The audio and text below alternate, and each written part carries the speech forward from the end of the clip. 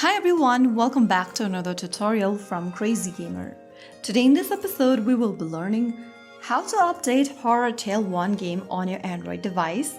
This tutorial will help you for iOS devices as well, so let's get started. First of all, go ahead and open up your Google Play Store for Android and App Store for iPhone.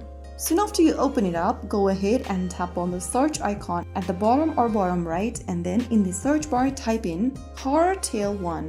After you search for the game, look for the Horror Tale 1 Kidnapper game over here, and after you get to this info section, look if there is an update button available. If you have enabled auto update on your Android device or your iOS device, then the game will be updated automatically whenever the new release is available.